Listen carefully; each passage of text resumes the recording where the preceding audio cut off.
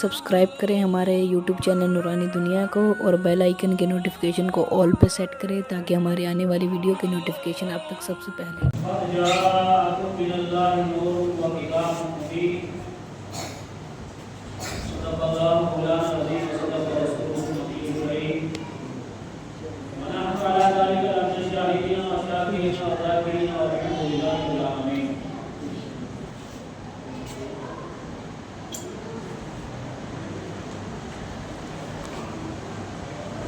حقیقت حضرات نے اس سے پہلے حفاظ کرام سے نعتیں بھی سنی،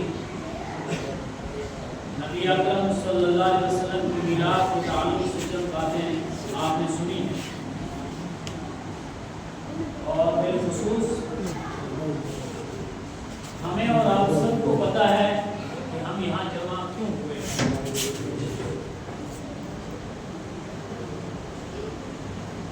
میں میلاد کے تعلق سے زیادہ لمبی گفتگو نہیں کروں گا، وقت بھی لمبا ہے، مجھے پتا ہے آپ لوگ دن میں کام میں لگے رہتے ہیں، تاکہ نیند بھی آپ کو آ رہی ہے۔ انشاءاللہ جو مومن ہوں گے ان کی نیند جائے گی، جن کو شوق یا دین کے ساتھ تعلق ہوگا نیند ان کی ختم ہو جائے گی۔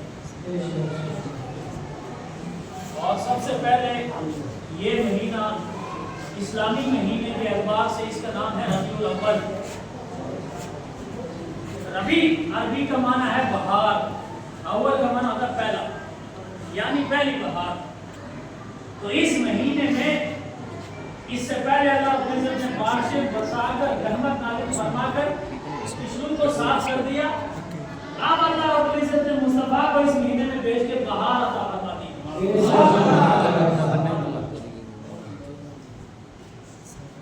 کچھ گفتگو ہم کریں، لیکن اس سے پہلے ایک حدیث میری نظر سے گزر رہی تھی، یہ پتہ نہیں بولتا بھی ہے میرے ساتھ کہ روٹی گیا مجھے سمجھ نہیں آئی۔ سر جگہ کا ہو جاؤ بندہ جڑا آنا ہے ایک نابالغ بچارہ تو رکھا ہے وہ بھی نہیں بولتا۔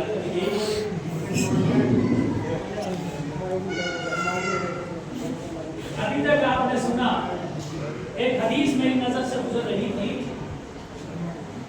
وہ حدیث آپ کو سنا اور اس سے بعد نبی اکرم صلی اللہ علیہ وسلم کی بات آگے کریں۔ فرماتے ہیں جس وقت اللہ رب العزت نے عرش کو پیدا فرمایا، اس کو عرش کو پیدا فرمایا، زمین کو کہتے ہیں فرش، زمین کو کہتے ہیں فرش، کیونکہ فرش یہ نیچے ہے اور آسمانوں سے اوپر جو آخری سطح اسے کہتے ہیں عرش، کیونکہ وہ بلندی پر ہے۔ اب زمین یہ تو رکی ہے، قرآن کہتا ہے وَخَلَقْنَا الْجِبَالَ أَوْتَادًا، میں نے پہاڑوں کو پیدا فرمایا تاکہ زمین ٹھہر جائے۔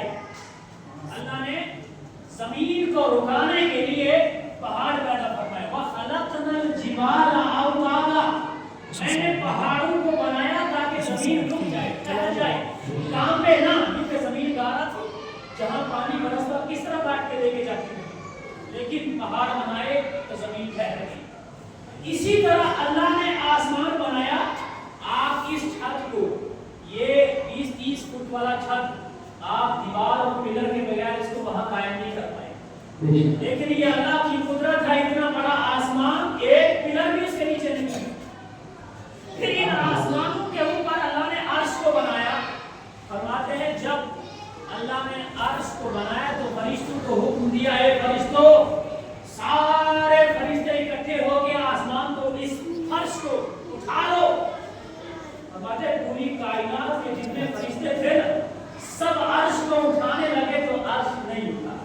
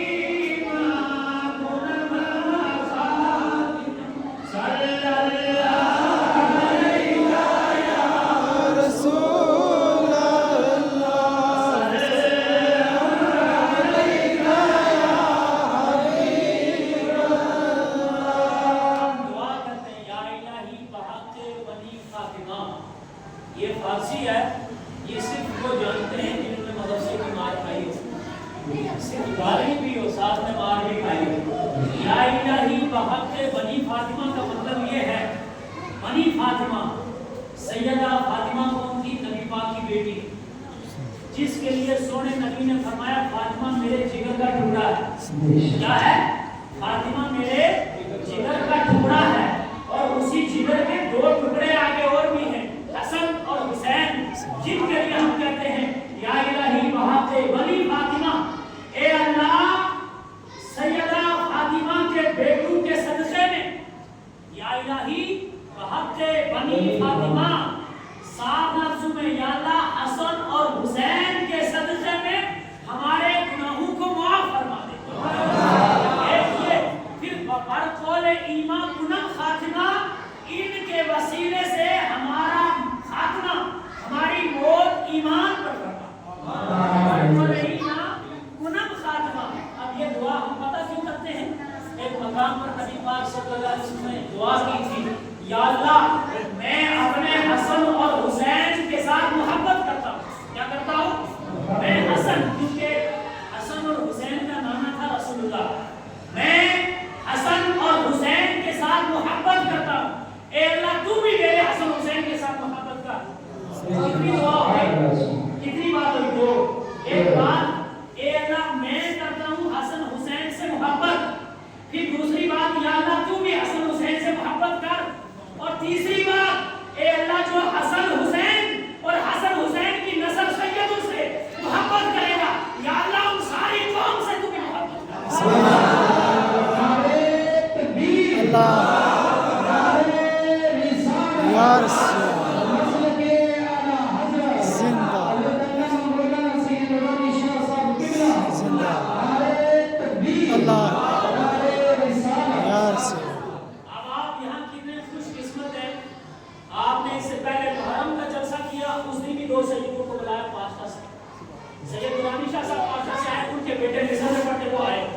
چاہے چھوٹی محفل ہو بڑی محفل ہو، چھوٹی بڑی سے واسطہ نہیں، دین کی بات کرنا واسطہ ہے۔ یہ ہے جس وقت نبی پاک نے دین کی سب سے پہلی تبلیغ شروع کی تھی کوئی مسلمان نہیں تھا، پھر نبی پاک نے ایک ایک سے شروع کیا، یہاں تک کہ آج پوری دنیا میں کروڑوں مسلمان ایمان والے ہیں، کروڑوں اربوں مسلمان ہیں۔ کم سے ہوتی ہے شروعات، کم سے ہوتی ہے، آگے بڑھتا جاتا ہے۔ پچھلے سال یہاں میلاد کا جلسہ ہوا تھا، تھوڑے لوگ تھے، کھانا پکا تھا بریانی، لیکن وہ وائرل چلے تھے۔ اس سال میں کہتا ہوں اسی مجلس کی برکت کی وجہ سے خوش قسمت ہے وہ آدمی جس کا جانور جس نے پالا اور آج میلاد کے لیے اس نے پیش کیا، یعنی بڑھ گیا کام، اور انشاءاللہ دعا ہے اللہ اگلے سال اس سے زیادہ بڑھائے۔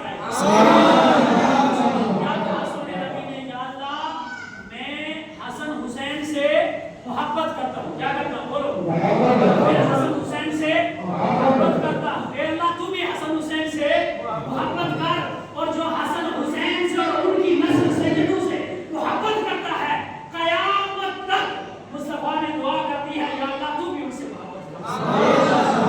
اس محفل میں جو سید سے محبت کرتا ہے گارنٹی ہے کہ اس کے ساتھ اللہ بھی محبت کرتا ہے۔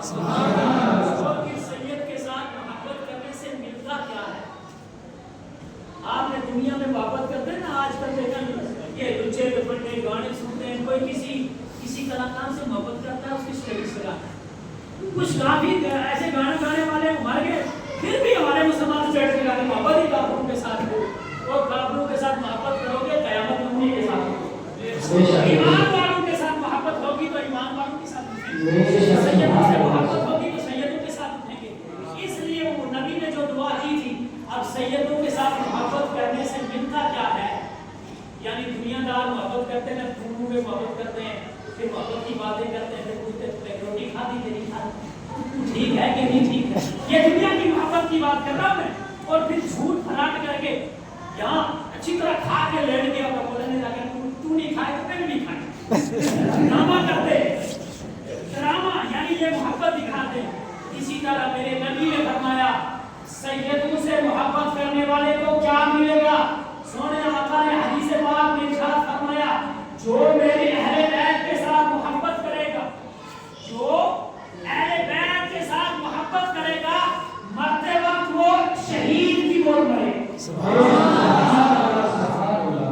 جو میرے اہل بیت کے ساتھ محبت کرے گا ایمان کی موت مرے گا، اور جو اہل بیت سیدوں کے ساتھ دل میں کینہ، دل میں حسد، دل میں بغض، زبان پہ محبت، زبان پہ جھوٹا کر کے سید کو برا کرنے والے حرکت کام ہی ہے جو ہمارا سیرہ کا تاج ہے، لیکن دل میں اس کے لیے چھری لے رکھا ہے۔ سرکار نے فرمایا جو میرے اہل بیت سے محبت کر کے مرے گا ایمان والا مرے گا، محبت کر کے مرے گا شہادت کی موت مرے گا، لیکن اگر دل میں سید کا بغض لے کر مر گیا ماتا کافرہ، اس کی موت کفر پہ ہوگی، ایمان نہیں سکتی۔ اندازہ کرو کہ ایک اہل بیت کے ساتھ محبت کتنا ضروری ہے۔ آج ہم آئے ہیں اس نبی کی میلاد میں جس نبی کو اللہ نے پوری کائنات میں سب سے اچھا بنا۔ اس سے پہلے یہ حافظ صدام صاحب آج کا مدرسے سے پڑھے ہوئے حافظ بھی ہیں اور الحمدللہ آگے بھی مدرسے میں پڑھ رہے ہیں، دعا اللہ ان کے علم کے اضافہ فرمائے۔ انہوں نے قرآن کی آیت پڑھی تھی قد جاءکم من اللہ نور، قد جاءکم من اللہ نور و کتاب مبین۔ اب اس آیت کی تھوڑی سی میں آپ کو تشریح کرتا ہوں، پھر اگلی بات کریں گے۔ قد کا معنی ہوتا ہے تحقیق، جیسے آپ کو بینچی کرتے ہیں نا، اگلے کو بات پوچھتے ہیں پھر تھوڑی سی اوپر سے تاکید کرتے ہیں تو سچ کہہ رہا ہے کہ جھوٹ بول رہا ہے، پوچھتے کہ نہیں پوچھتے، پھر آپ پہلے تاکید کرتے ہیں ایمان نہ دسی خدا رسول نہ حضرت نازل کرے گا کر دسی ہے نا، ایمان سے بات کرنا، تحقیق کر کے بات کرنا، جھوٹ سے نہیں چلے گا۔ اللہ نے فرمایا قد تحقیق ہے یہ بات، کوئی پھیر نہیں، کوئی جھوٹ نہیں، کوئی فراڈ نہیں، کوئی کسی کے دھکے سے نہیں بول رہا، کوئی اللہ کو دبانے والا نہیں، ساری کائنات کو بنانے والا میرا رب ہے۔ فرمایا قد تحقیق سچی بات یہ جاءکم تمہارے پاس آیا۔ کس کے پاس؟ نبی کس کے پاس آیا؟